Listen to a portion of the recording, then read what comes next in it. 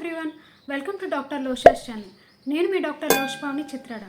ఈరోజు నేను ఈ వీడియోలో టొబాకో యొక్క ఎఫెక్ట్స్ అంటే టీత్ని టొబాకో ఎలా ఎఫెక్ట్ చేస్తుంది అనేది చెప్పబోతున్నాను. టొబాకో అసలు మన హెల్త్కి మంచిది కాదు అని తెలియని వాళ్ళు ఎవరు ఉండరు. అయితే ఇది ఏ ఫామ్లోనైనా అంటే స్మోకింగ్ అయినా లేకపోతే గుట్కా, మావా, ఖైనీ అని దీంట్లో 30 రకాల క్యాన్సర్ కాజింగ్ కెమికల్స్ అనేవి ఉంటాయి. ఇది మన ఓవరాల్ హెల్త్నే కాకుండా మన పళ్ళను కూడా ఎఫెక్ట్ చేస్తుంది. సో ఈరోజు మనము ఈ టొబాకో అనేది మన పళ్ళను ఎలా ఎఫెక్ట్ చేస్తుంది అనేది తెలుసుకుందాం. ఫస్ట్ ఏంటంటే టీత్ని స్టెయిన్ చేస్తుంది. ఇనీషియల్గా ఎల్లో స్టెయిన్స్తో స్టార్ట్ అయ్యి over a period of time chronic స్మోకర్స్లో ఏమవుతుందంటే టీత్ బ్రౌన్ కలర్లో అయిపోతాయి, అంటే కాలిపోయిన అపియరెన్స్ అనేది ఉంటుందన్నమాట. అండ్ నెక్స్ట్ ఏమవుతుందంటే నోట్లో మనకి రోజు ప్లాక్ అంటే ఎల్లోయిష్ లైట్ ఫిల్మ్ అనేది ఫామ్ అవుతూ ఉంటుంది. ఇది మన పళ్ళ మీద మనం గమనించవచ్చు.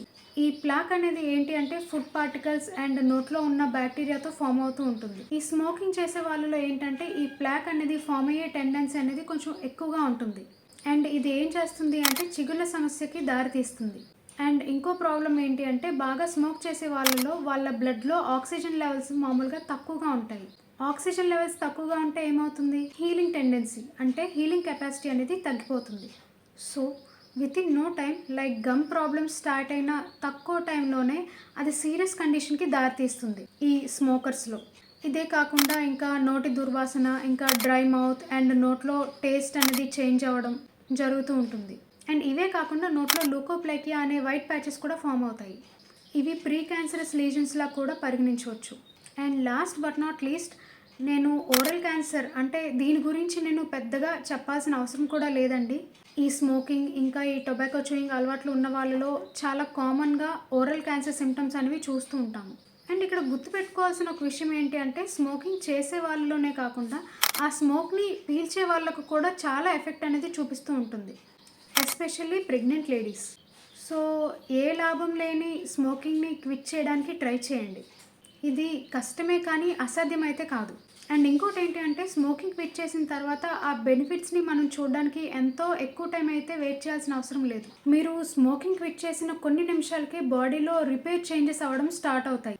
And within 6 to 7 hours heart ఇంకా హార్ట్ బీట్ ఇంకా బ్లడ్ ప్రెషర్ అనేవి నార్మల్కి వస్తాయి.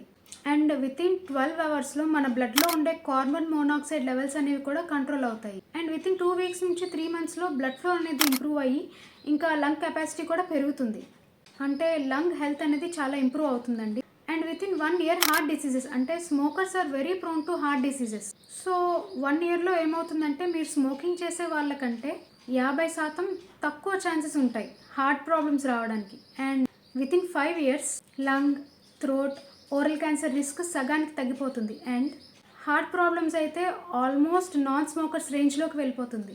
సో ఇన్ని ప్రాబ్లమ్స్ ఉన్న స్మోకింగ్ని వీలైనంత త్వరగా క్విట్ చేస్తే మీకు ఇంకా మీ ఫ్యామిలీకి కూడా చాలా మంచిది. ఈ వీడియో మీకు ఎంతగానో ఉపయోగపడింది అనుకుంటున్నాను. ఈ వీడియో కనుక మీకు ఉపయోగపడినట్లయితే please like, share and subscribe to my channel. Thank you.